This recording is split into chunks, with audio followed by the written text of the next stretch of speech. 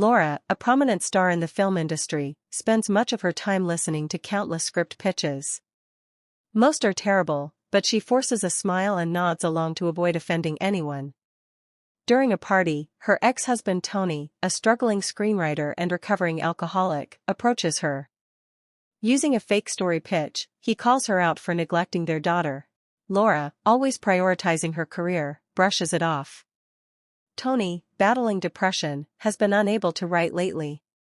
Their conversation escalates into an argument, with Tony pointedly asking if Laura even got Anna a birthday cake. She insists she did, but as soon as she steps away, she orders her assistant, Christian, to get one immediately. Shortly after, Laura is approached by her rival, Alba, who gleefully shares that a billionaire named Snail has landed nearby to select a star for his latest project. Both women are determined to be chosen and exchange passive-aggressive jabs.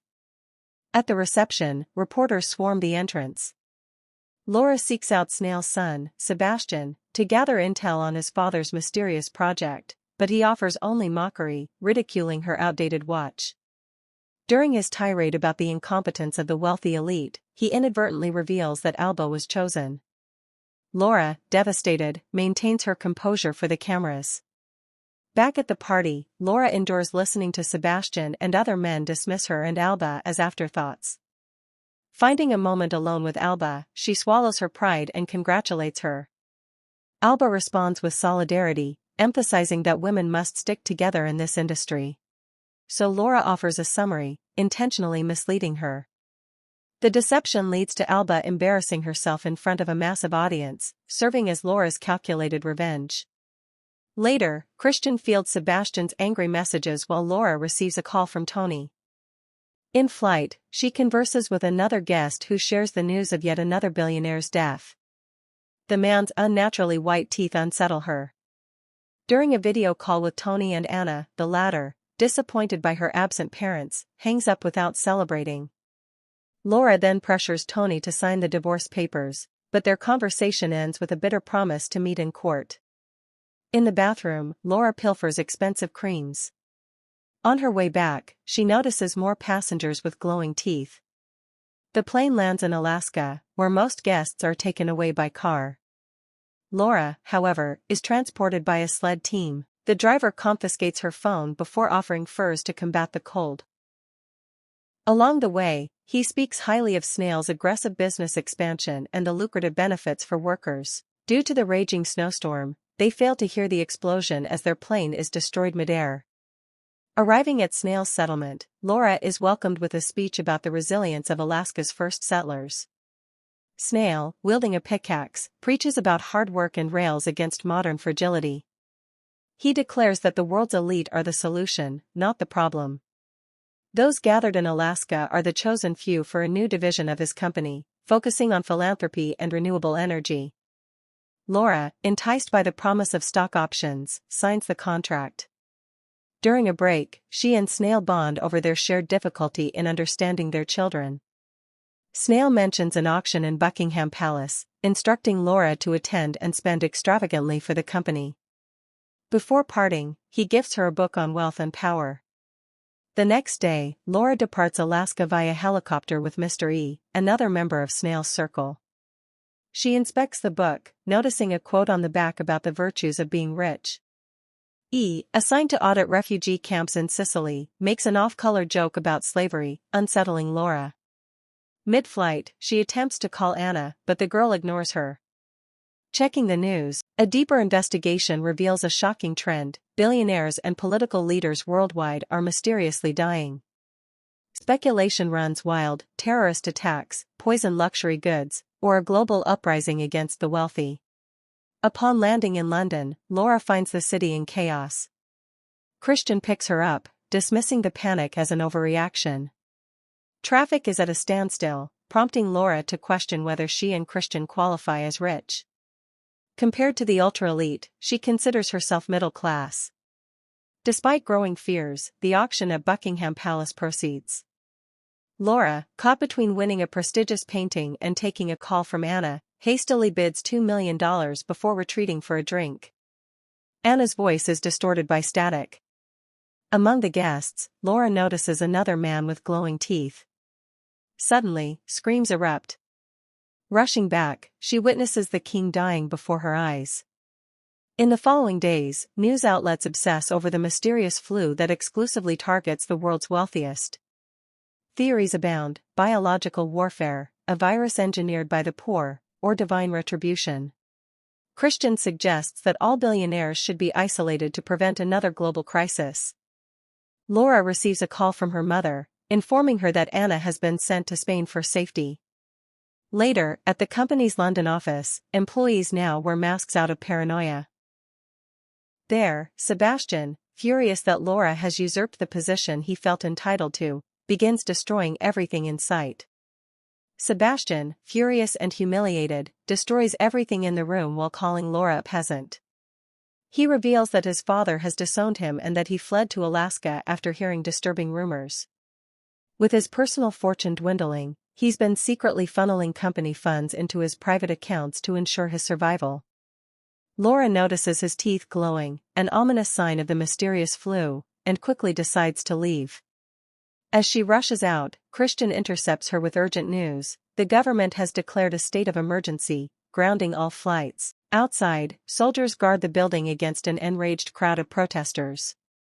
She slips into a company car and calls her broker, only to learn that the financial chaos has multiplied her wealth. But the market is frozen, her only options are to spend or donate the money. Returning to her apartment to pack, she hesitates in front of the mirror, anxiously inspecting her teeth. A sudden knock startles her. 3 soldiers stand at the door, informing her that she has been selected for special protection, but escapes through the fire escape, making her way to the parking lot where she retrieves her car. As she speeds out of the city, she passes walls covered in graffiti urging the elimination of the rich to contain the virus. Eventually, a traffic jam forces her to continue on foot. She stumbles upon Christian, who has secured her a spot on a private plane. A man hurls a woman's small dog into the path of an incoming plane. Before boarding, Laura manipulates Christian into holding on to her assets under the pretense of an ongoing divorce battle with Tony. Seeing through her deception, Christian refuses and walks away. The plane takes off amid turbulence, and Laura manages to call Tony, promising to be in Barcelona in 6 hours. The call drops before she can protest his presence at her mother's house. On board, tensions rise as passengers discuss the crisis. The situation spirals when they notice the man who threw the dog has glowing teeth.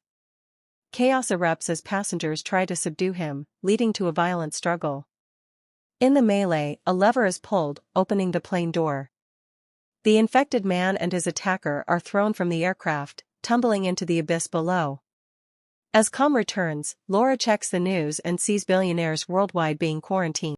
The world is now calling the disease the rich flu. Upon landing in Spain, Laura evades authorities and contacts Tony. While waiting for him, she researches Snail and is stunned to find reports of his mysterious disappearance and the total destruction of his assets. Digging deeper, she rereads the book he gave her and realizes the truth: there never was a project. Snail had orchestrated a way to relinquish his wealth, disguising it as salaries and investments to distance himself from his fortune. Enraged, Laura hurls the book aside just as Tony arrives. On the drive, Tony explains that Spain is in similar turmoil: the wealthy have been rounded up, and society is at a standstill. When they encounter a police roadblock, Laura panics over her hidden bag filled with valuables. Tony scolds her but discreetly hides it before an officer approaches. Before a full inspection can take place, a truck crashes into the checkpoint, triggering an explosion. Seizing the opportunity, Tony and Laura escape. The city is in chaos: explosions, riots, and emergency measures engulf the streets. They flee to a remote mountain village, where they find anti-rich slogans painted across walls. Laura spots her daughter, Anna, playing with local teenagers, wearing an anti-wealth t-shirt. Furious, she confronts her mother, Marta, accusing her of indoctrinating Anna with radical beliefs. Marta, however, reminds Laura that Anna is safe because of these very ideals. At dinner, Laura senses the villagers' distress. A kind man recognizes her watch and admires that she still wears something purchased with her first paycheck. Another guest darkly muses that the flu is trickling down the social hierarchy, implying Laura may soon be next. That night, Laura confesses to Tony that she is still incredibly wealthy and admits her failed attempt to transfer her assets to Christian. She voices her growing fear that she might already be infected and considers leaving. Before she can act, the man from dinner warns that the villagers are turning against her. The entire family is forced to leave, venturing into an uncertain future. Together on a ship, Marta reveals she has a friend in Tanzania who lives off the grid and can take them in. The journey ahead is long and arduous. One night, they hear a strange noise and discover a woman floating on a board, calling for help. They immediately throw her a rope and bring her aboard, offering her food and shelter. She introduces herself as Yolene and explains she had been adrift for 6 days. Suddenly, a military ship appears alongside them, signaling they have reached the Libyan coast. Soldiers inform them that the country is not accepting refugees before arresting the family and tying their ship to the military vessel. The next morning, they are brought near the coast of an African island. The soldiers instruct them to jump into the water and swim. When they protest, they are forcibly pushed overboard. Yolene and the family struggle to shore, where they find a memorial dedicated to migrants who perished at sea. Searching the area, they come across a refugee camp. A large crowd gathers around an army vehicle, desperately trying to grab food.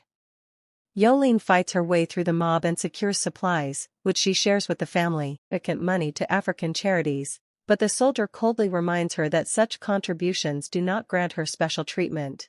Realizing they are stranded, Laura surveys the camp and is surprised to find E. He informs her that poorer countries are managing fine while Europe is in chaos. When he removes his mask, his teeth glow ominously. That night, Yolene and the family flee the camp, hiding under old debris. Laura attempts to apologize to Tony for their failed relationship, but he remains silent. Frustrated, she forces him to show his teeth, revealing they are glowing. He had signed the contract that Christian refused, making him the legal owner of Laura's fortune. Stepping away to process this, Laura breaks down, while Tony urges her to protect their daughter. At that moment, 2 men ambush them, knocking Marta unconscious and kidnapping Anna. Hearing her terrified screams, Laura and Tony give chase. They catch up and attack the kidnappers. Laura is overpowered, leaving Tony to fight alone. He beats one man senseless but is stabbed in return. Desperate, Laura pushes the attacker away and smashes his head with a rock. They join forces with other survivors to build a large boat and escape the island. After enduring heavy storms for several days, they finally approach the African coast. However, a patrol ship appears, ramming their boat in an attempt to drown them. Laura clings to floating debris, screaming for Anna, but receives no response. Eventually, Laura and a few other survivors are washed ashore. Before they can recover, police arrive to arrest them. Laura immediately flees, running through a tunnel in a fortified wall until she reaches an abandoned neighborhood. Desperately searching for a place to hide, she stumbles upon an elderly woman who offers her clothing. Disguised, she blends into the crowd and avoids detection. She returns to the beach, where a group of locals helps rescue survivors. Anna and Yolene are safe, but Marta did not survive, and Tony is missing. The refugees are herded onto a truck and endure a grueling journey for days, packed tightly with minimal food and water. When they finally disembark, they are forced to travel on foot. Eventually, they arrive at a coastal village where people are slowly rebuilding their lives. Newcomers must contribute all personal possessions to a communal pool, ensuring everyone shares equally. Laura hesitates but ultimately places her beloved watch in the collection. From then on, Laura and the others adapt to a new way of life, learning to farm, fish, and build within the community. One evening, she spots a woman wearing her old watch and follows her, offering to trade it for a handful of pretty seashells she has collected. As she smiles, her teeth appear whiter than before. Make sure to subscribe and turn on notifications for more stories like this. Thanks for watching.